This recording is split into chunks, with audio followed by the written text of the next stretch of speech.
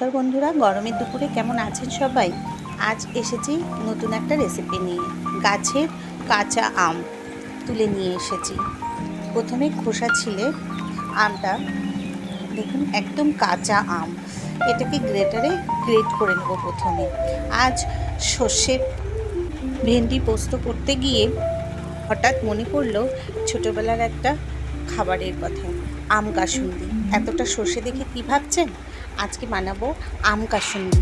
এই সর্ষেটা আমি শিলে বেটে নেব লঙ্কার সাথে। সর্ষে লঙ্কা শিলে বেটে নিয়ে তারপর আমি দেখাচ্ছি। এইভাবে করলাম প্রথমবার, আগে কখনো করিনি। যদি ভালো হয় দেখাবো। সর্ষেটা ধুয়ে নিয়ে বেটে নিলাম। এবার কড়াইয়ের মধ্যে দিলাম জল। জলের মধ্যে একটু লবণ দিয়ে ফোটাবো। জলটা যেই ফুটে উঠবে তখন এর মধ্যে আমি দিয়ে দেবো একটু হলুদ। এবার জলটা ভালো করে ফোটার পরে এর মধ্যে দেবো আমি সর্ষে বাটাটা। সর্ষে বাটা দিয়ে আমি এটা ভালো করে নাড়ব। এইবার এর মধ্যে দিয়ে দিলাম আমি যে আমটা গ্রেট করে রেখেছিলাম সেই আম। এবার এটা শুকানোর অপেক্ষা মাত্র। এর মধ্যে আমি একটু চিনি অ্যাড করেছি।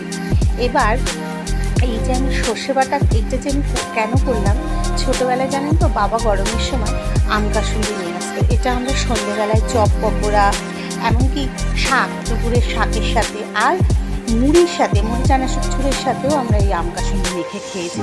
খুব ভালো লাগতো। অনেকদিন খাওয়া হয় না, তাই মনে হলো দেখি তো আমি বাড়িতে বানাতে পারি কিন্তু। আমি এই প্রক্রিয়ায় বানিয়েছি।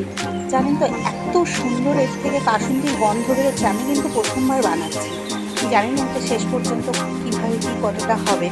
যদি ভালো হয়, এর টেস্ট ভালো হয়, তাহলে বন্ধুরা একবার বানিয়ে দেখুন, একবার চেষ্টা করে দেখতে পারেন। তো এটা ভালো করে শুকাবার অপেক্ষা।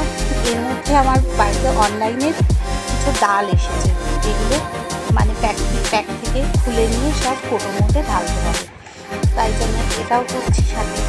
এবার এটা শুকিয়ে এসেছে। এর মধ্যে একদম পুরো শুকিয়ে দেখুন পুরো সুন্দর গন্ধ বেরোচ্ছে। এর মধ্যে দেবো একটু ভিনিগার, এটা অনেকদিন স্টোর করা যাবে।